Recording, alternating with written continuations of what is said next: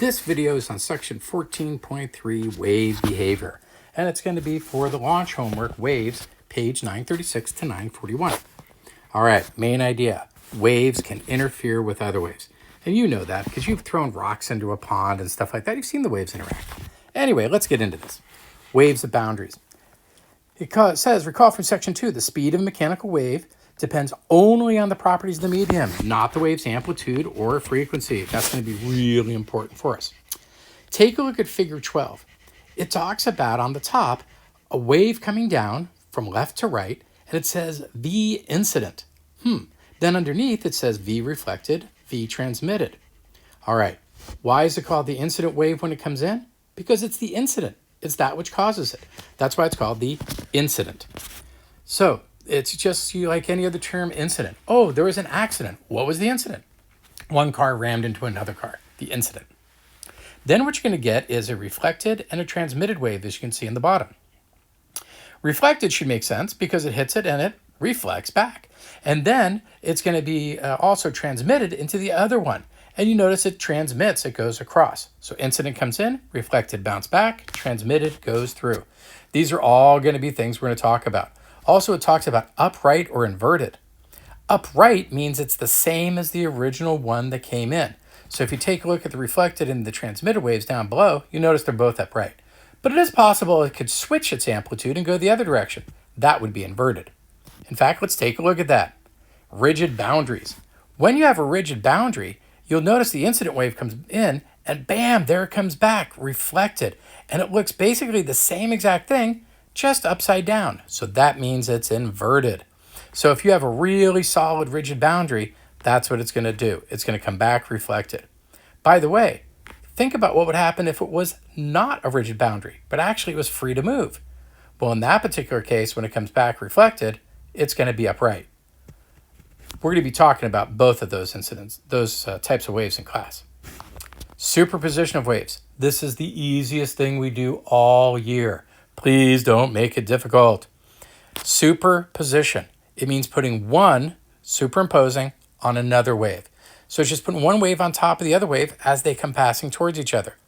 It says the principle of superposition states that the displacement of a medium caused by two or more waves is the algebraic sum of the displacements caused by the individual waves. Take a look over at 939. Incident wave, up 3. Wave coming the other way, the reflected, 1. Positive 3, negative 1, bam, 2. As we go and we take a look at this, we say that wave interference can either be constructive or destructive. Constructive, bigger. Destructive, smaller. Once again, use these particular little figures they've got. Notice, here we go. Take a look at that top one. Notice you have an amplitude going up and an amplitude going down. So that means, bam, those guys are going to destructively interfere because the resulting wave, when they pass each other, is going to be smaller. But take a look at the next one. Constructive.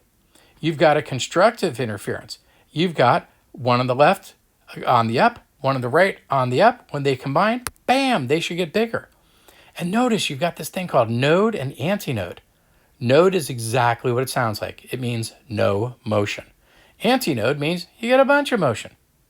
So as we take a look at these, we'll notice as they come together, bam, the destructive interference, what's going to happen on that particular one is that when they cross each other, we're going to get 0 because the positive and the negative are going to balance each other out to 0. In the case of the constructive interference, we're going to get an antinode. So the wave is going to get twice as big when they add together.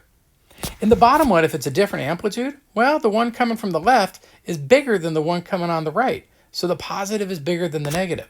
So let's see what happens when they cross each other. In the case of the top one, destructive interference, remember, they cancel each other out. So you get a node, no motion. In the case of constructive interference, bam, twice as big. And in the case of different amplitudes, well, the one coming from the left was bigger than the one coming from the right. So therefore, when they go and they interfere, when they superposition, it's going to be positive, but just not as much. It's the algebraic sum between those. And then as you see, when they pass each other, they're just going to continue on their path. So, as it says, constructive interference occurs when waves of displacement are the same direction. The result is a wave that has an amplitude greater. And then you get point A as the largest displacement called the antinode. And then even if the pulses have unequal amplitudes, the result pulse at the overlap is the algebraic sum. Moving on. Standing waves. Standing waves are a really cool wave.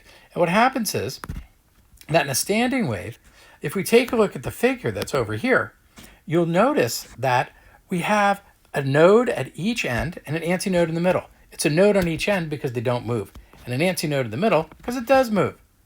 When you take the next one, if I increase the frequency of it, oh my God, you know what? We actually get a full wave. As you notice, when you go from left to right, it goes up, down, comes back up. That's a full wave. The one we had before, half a wave. So therefore, we get a full wave there. And you've got the antinodes that are in between. That's where it's going really high, and there's 2 of them. And then there's 1, 2, 3 nodes, which you've got there. If I go even faster, oh my God. Now I've got 3 antinodes, those 3 places where it's displaced a bunch. And I have 1, 2, 3, 4 nodes on the places where it's secured. It's called a standing wave because, you know what? It seems like the wave is just standing there. And we're going to be showing you a whole bunch of that sort of stuff. Now, on this, that's the end of that particular section that we want you to do. Only do questions 1, 2, and 3 if you want to do the self-check at the end. All right, get working on that launch homework.